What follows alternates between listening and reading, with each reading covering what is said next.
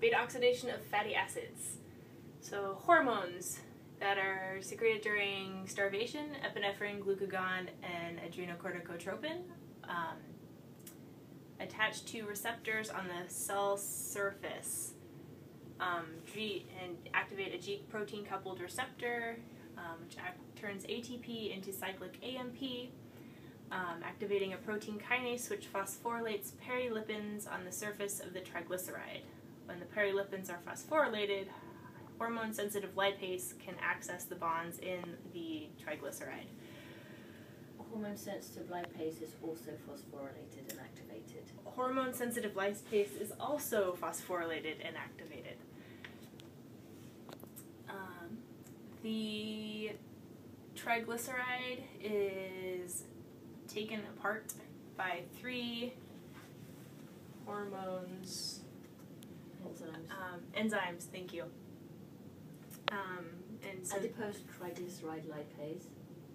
Adipose triglyceride lipase, hormone-sensitive lipase, and monoglyceride lipase. Each of the fatty acids, after they're liberated from the triglyceride, are passed to an adipocyte binding protein and chaperoned to the cell membrane and passed to albumin.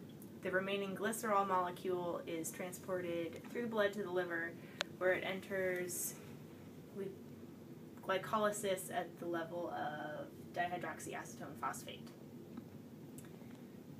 Once attached to albumin in the blood, the fatty acid is transported to a cell membrane of muscle or kidney or heart, which can use fatty acids for energy. The fatty acid is passed through the cell membrane, and with an ATP, a CoA group is tacked onto it with acyl-CoA synthase to make a fatty acyl-CoA. It is then transported through the cytosol to the outer mitochondrial membrane, where by carnitine acyltransferase 1, the CoA group is plucked off and a carnitine group is added. The reverse reaction happens at the inner mitochondrial membrane, where a CoA group is added back on and the carnitine is recycled by carnitine acyltransferase 2. The fatty acyl-CoA then has two hydrogens plucked off to turn FAD into FADH2, which goes to the electron transport chain by acyl-CoA dehydrogenase. The then monounsaturated fatty acid has water added by enoyl-CoA hydratase and forms beta-hydroxyacyl-CoA. Beta-hydroxyacyl-CoA dehydrogenase plucks off two more hydrogens, forming NADH and a proton, which goes to the electron transport chain.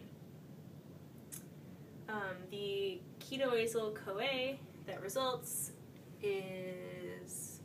goes to acyltransferase or thiolase, where another CoA group is added, and a 2-carbon acetyl-CoA group is pulled off of the carbon chain.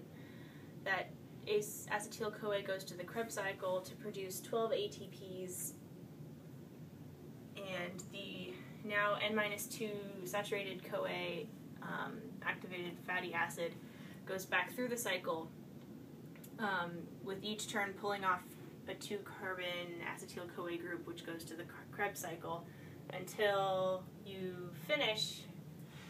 So for a palmitoyl-CoA of 16 carbons, we make 131 ATP.